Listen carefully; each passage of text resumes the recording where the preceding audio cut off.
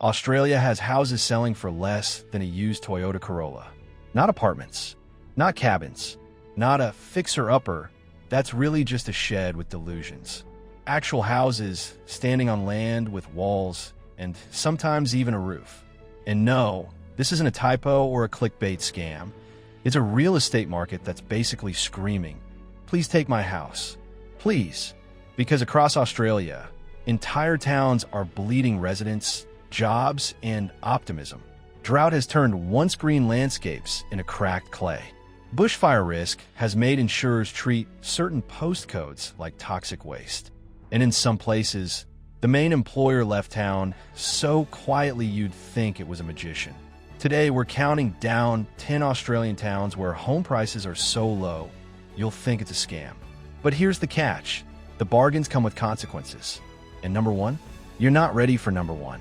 If you like dark shrews wrapped in wild beauty, hit like, subscribe, and buckle up because this countdown gets worse before it gets cheaper.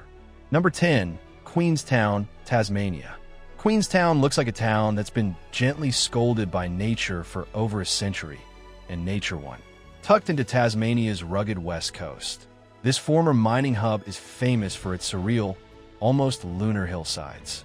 Trees were stripped away generations ago by mining runoff, and they never really came back. The result? A town that feels like it's living inside a foggy painting titled Economic Decline, but make it scenic. Now here's the part that makes people blink. Houses here regularly list around $120,000 to $150,000 Australian dollars, sometimes less if the seller has emotionally checked out. Rents hover in the $250 to $300 per week range, assuming you can find one that isn't already taken by someone who works for the council or the hospital. Crime is generally below the national average, mostly because nothing happens fast enough here to escalate. Danger is seasonal depression sneaking up on you like a cat with a grudge. Why so cheap? Simple. Jobs are scarce, winters are long, and the weather behaves like it has a personal vendetta against sunlight. Locals joke that Queenstown has two seasons, cold and wet, and slightly less cold and still wet. On Reddit, one user famously wrote, "Queenstown is beautiful if you don't need vitamin D, friends, or ambition." Harsh, but not entirely wrong. That said, there's a strange magic here. The mountains loom dramatically, the air smells like rain and eucalyptus, and there's a sense that the world forgot this place. And that's exactly how some residents like it.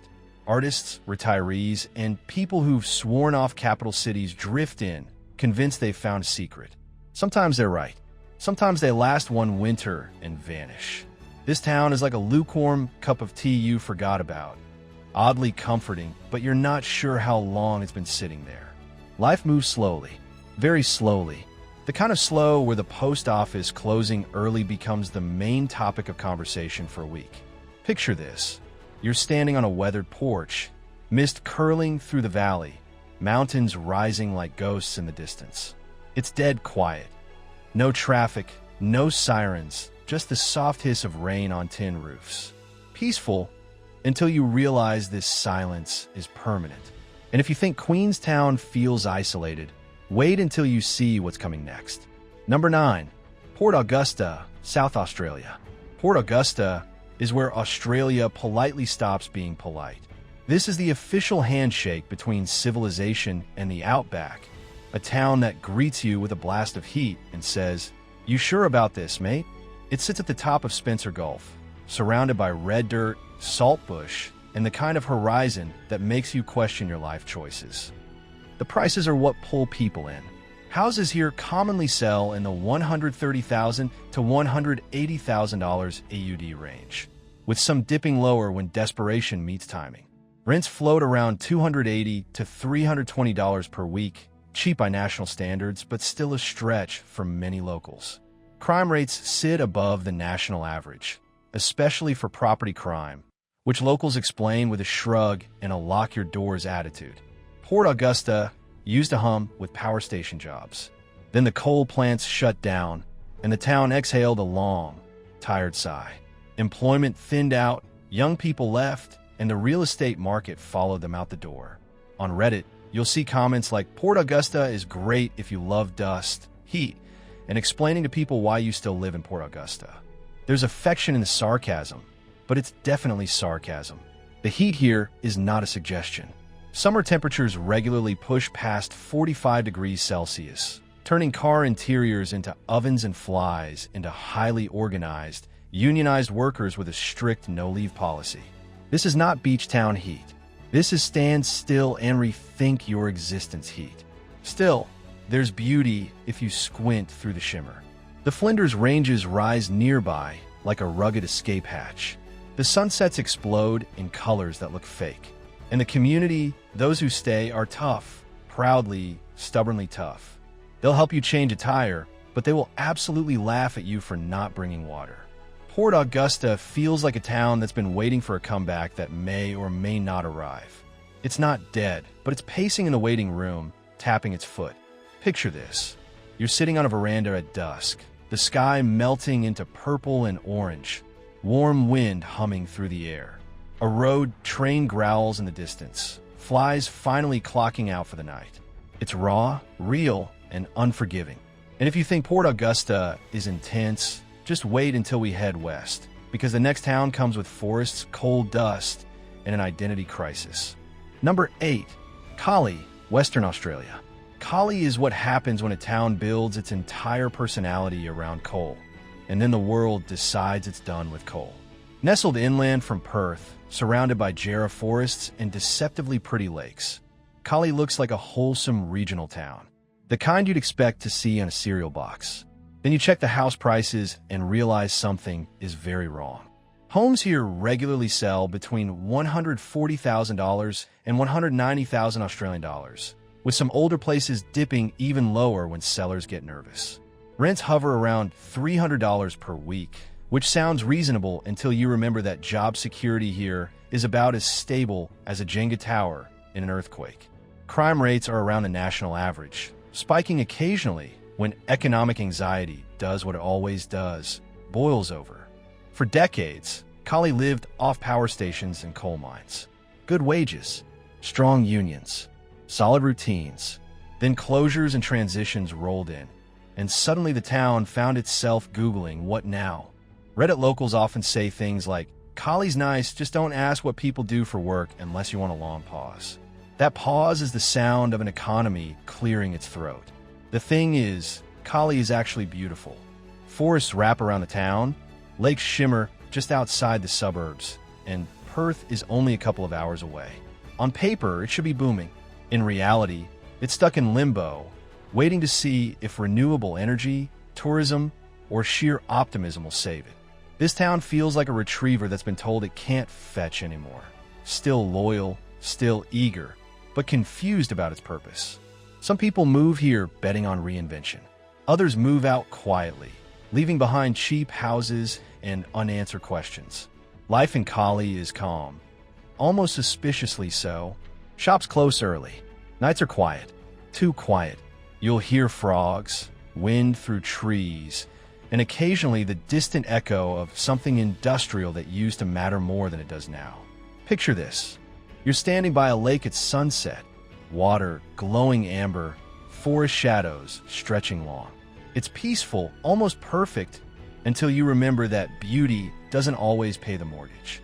And if you think a town losing its main industry is risky, wait until you see what happens when the industry still runs. But the isolation is absolute. Number 7.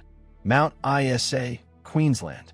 Mount Isa isn't just remote, it's aggressively remote. This is a city that exists because someone found minerals here and decided humans could simply adapt. Planted deep in northwest Queensland, surrounded by endless red dirt and heat that feels legally questionable, Mount Isa is where cheap houses go to test your mental toughness. The numbers are wild. Houses regularly sell between $150,000 and $220,000 Australian dollars, sometimes less if the market sneezes. Rents sit around $350 to $400 per week, which sounds high until you realize wages used to justify it. Crime rates are well above the national average, a fact locals acknowledge with the kind of weary honesty that comes from repetition. This is a mining town, full stop. FIFO workers come and go like migratory birds with high-vis vests. When the mine is humming, money flows.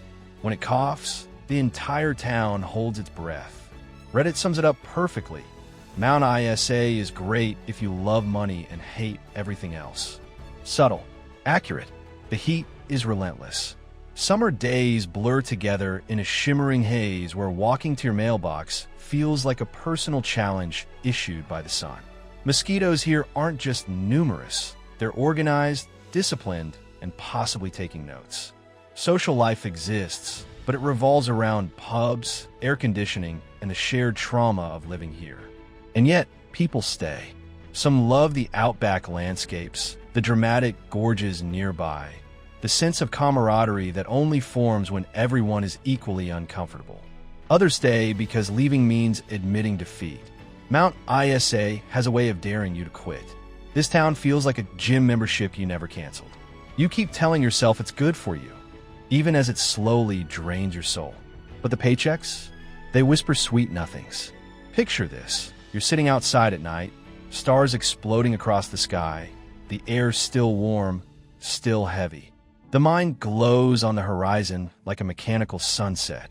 It's beautiful, haunting, and very far from everywhere else. And if you think Mount Isa is isolated, wait until we talk about a coastal town that keeps getting emotionally whiplashed by steel. Number 6. Whyalla, South Australia. Whyalla is a town that lives and dies by steel. And lately, it's been doing a lot of dramatic fainting. Sitting on the edge of the Spencer Gulf, this place has ocean views, wide streets, and house prices that make city buyers suspicious. Because surely, a seaside town shouldn't be this cheap, right? Well, houses here often sell between $140,000 and $200,000 Australian dollars, with some dipping even lower during downturns. Rents average around $280 to $330 per week. Crime rates are above the national average, particularly property crime, which locals chalk up to economic stress and boredom doing a tag team routine. Whyalla's heartbeat is the steelworks. When it's thriving, the town feels optimistic. New cafes appear, people repaint their houses, and conversations include the word future. When it's not, for sale signs bloom like weeds. Reddit regulars put it bluntly, Whyalla is fine as long as the steelworks is fine. When it's not, everyone suddenly remembers Adelaide exists. The whiplash is exhausting. One year you're in a boomtown. The next, you're explaining to friends why you're staying put just a little longer. That uncertainty is baked into the property prices. Buyers aren't just purchasing a house. They're betting on an industry that's been pronounced dead multiple times and keeps crawling back like a movie villain. But here's the twist. Whyalla is genuinely nice in parts. The coastline is underrated, dolphins cruise the Gulf, and sunsets feel personal. Community spirit is strong because everyone's been through the same roller coaster together. It's a town bonded by shared economic anxiety. Whyalla feels like a beach holiday interrupted by a work email every 5 minutes. You want to relax, but the stress never fully leaves. Still, some people swear it's the best deal in South Australia, if you've got the nerves for it. Picture this. You're walking along the foreshore at dusk, salty air cooling the day, steelworks glowing faintly behind you. The water is calm, the sky on fire, and somewhere in the distance, the sound of industry reminds you who's really in charge.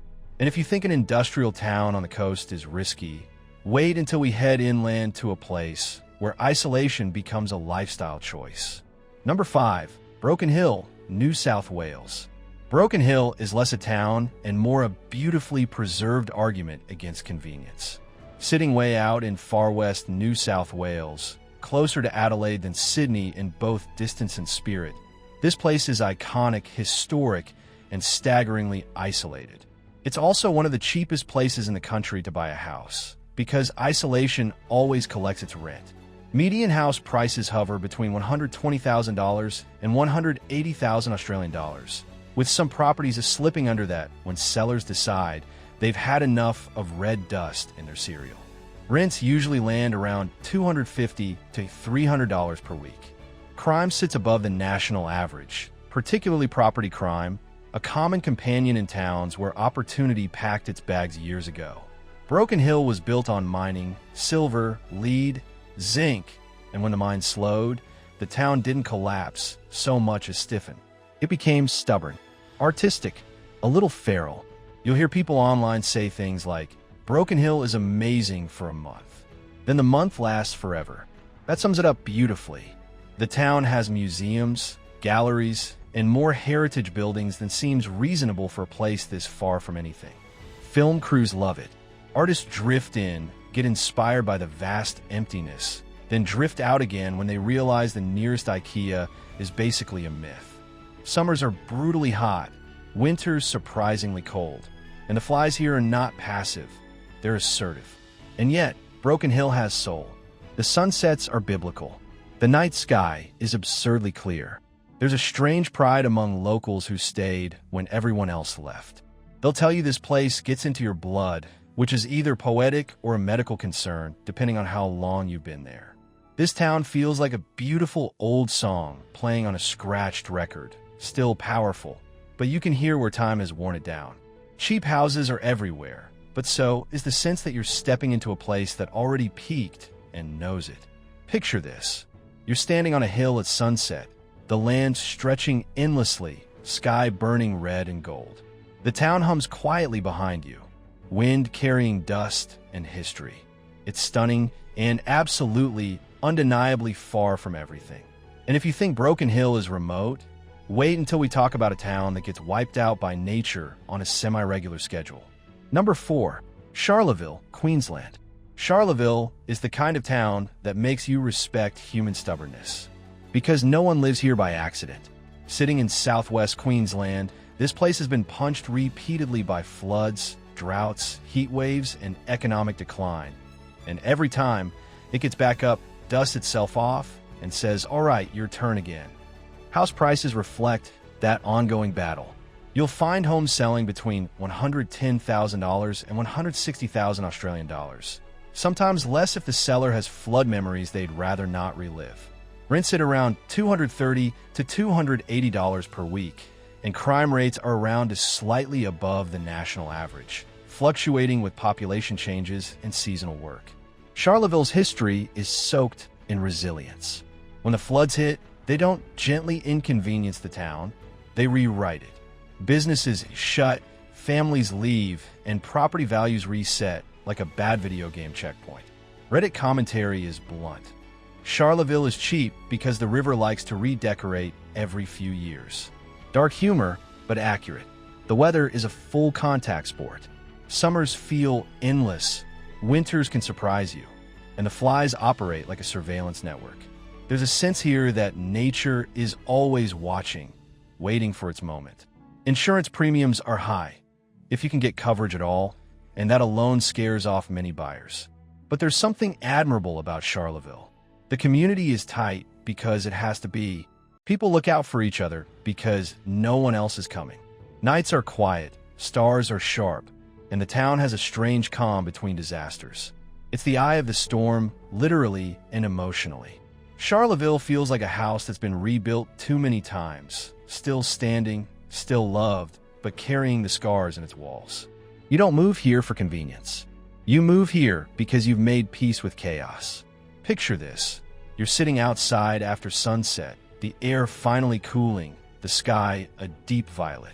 The town is quiet, almost tender, like it's catching its breath. For now, everything is fine. And if you think living at the mercy of floods is intense, wait until we visit a town close enough to a major city to tease you, but far enough to disappoint. Number 3, Lithgow, New South Wales. Lithgow is the friend who keeps saying they're basically in Sydney, even though everyone knows that's emotionally untrue. Tucked just beyond the Blue Mountains, this former industrial town has long lived in the shadow of bigger, shinier places. Close enough to dream, far enough to remind you why prices dropped. Houses here often sell between $350,000 and $450,000 Australian dollars, which in Sydney terms is pocket change, but nationally still raises eyebrows for a list like this. Rents average $350 to $400 per week, and crime rates sit above the national average, especially for property-related issues. It's not chaos, but it's not quiet either. Lithgow was built on coal, rail, and manufacturing. When those industries declined, the town didn't vanish, it stalled. Reddit threads often describe it as a place with great bones and a weird vibe.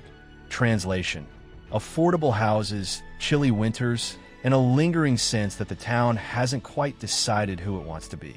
The weather doesn't help. Lithgow is cold. Not, oh wow, it's brisk cold. More like, why is there frost on my car in October? Cold.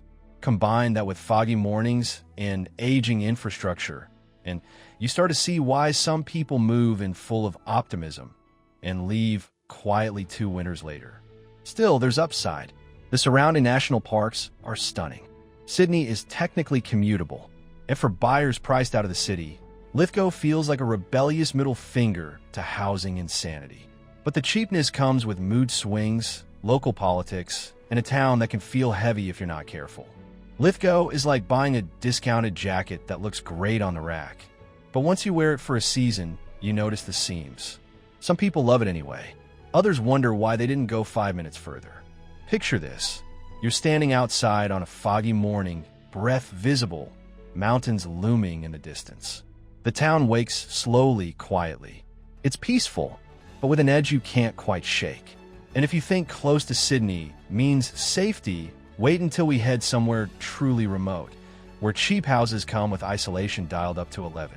Number 2, Tennant Creek, Northern Territory. Tennant Creek is the kind of town that makes you feel like you've accidentally stepped into a different country. It's in the Northern Territory's dry heartland, where the heat is constant, the landscape is raw, and the air smells like dust and sunburn. If you're looking for cheap houses, this is where you find them, but you're also finding a place that has a history of hardship and a present of uncertainty. House prices here are shockingly low, often between $150,000 and $220,000 Australian dollars, sometimes even less depending on the property's condition. Rents hover around $300 to $350 per week, and crime rates are well above the national average, particularly for property and violent crime. This isn't the kind of town you move to if you want a peaceful suburban life. It's the kind of town you move to if you're prepared for reality without the soft edges. Tennant Creek grew around gold mining, and the town still feels like a mining town, dusty, gritty, and always waiting for the next boom. But booms don't last forever. The economy has struggled, jobs are inconsistent, and social issues have been long-standing. Reddit users often say, Tennant Creek is beautiful, but it will chew you up if you're not careful. That's the town in one line. The heat here is not a seasonal inconvenience. It's a lifestyle. Summers feel like living inside an oven. The landscape is mesmerizing, but it's also relentless. The kind of beauty that doesn't apologize. If you love solitude, Tennant Creek offers it in abundance. If you love people, you might find yourself missing the basics of community life. Tennant Creek feels like a story that's still being written. Only the author keeps losing the pen. It's raw, wild, and not polished for tourists. That's part of its charm, and part of why it's a tough place to live long-term. Picture this. You're standing on a dusty street at dusk, the sky turning a deep orange, the air still warm against your skin. The silence is thick, broken only by distant animal calls. It's hauntingly beautiful and a little unsettling. And if you think Tennant Creek is intense, wait until you see number 1, because it's the cheapest of them all, and it's not cheap for the reasons you hope. Number 1, Wilcannia, New South Wales. Wilcannia is the kind of place that makes your brain ask, is this real? It sits on the Darling River in far west New South Wales, and it's the cheapest town on this list for a reason. The numbers are low because the future here feels uncertain, very uncertain, like standing on a riverbank watching the water slowly disappear. House prices in Wilcannia are often under $100,000 Australian dollars, with some properties listed around $70,000 or even less when the owner is desperate. Rents are similarly low, usually around $200 to $250 per week. But the catch is huge. Crime rates are well above the national average, and social challenges are intense. This isn't just a bit rough. This is a place where the economy and community have been deeply strained for years. Wilcannia's story is complicated. It was once a thriving river town, a busy stop for paddle steamers and trade. But as the river changed, industries declined, and people moved away, the town's heartbeat slowed. On Reddit, people say things L. The truth is, Wilcannia is hauntingly beautiful. The river has a quiet, eerie charm, and the landscape has a stark, almost cinematic quality. But the beauty doesn't erase the reality. Infrastructure is aging, jobs are limited, and many residents struggle daily. This isn't a town you move to for comfort. It's a town you move to if you're prepared for hardship and willing to accept that life here isn't easy. Wilcannia feels like a storybook town where the pages are missing. It's quiet, empty, and strangely poetic, but it also has a heaviness that doesn't fade. Cheap houses don't just come with low prices. They come with low support systems, low opportunities, and a community that's been pushed to the edge. Picture this. You're standing on a riverbank at sunrise, the water moving slowly like it's tired, the sky pale and quiet. The town behind you is still waking up, but it feels like it's been asleep for a long time. It's beautiful, but it's also deeply unsettling. And if you thought this was shocking, just wait for the next video, because next time we're exploring towns that look expensive but are hiding even worse traps. So there you have it. 10 Australian towns where the price tags look like a joke, but the reality is anything but. Cheap homes aren't a blessing. They're a warning sign wrapped in a beautiful landscape.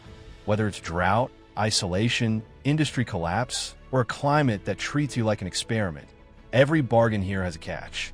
If you're dreaming of buying a home for under $150,000, remember, the real cost isn't the mortgage. It's the lifestyle, the safety, and the long-term survival. Comment below, which town shocked you the most? And would you actually move there if the price was right? If you want more videos like this, hit subscribe and join the chaos. And for our next one, we'll explore towns that look expensive but are hiding even worse traps. Trust me, you won't want to miss it.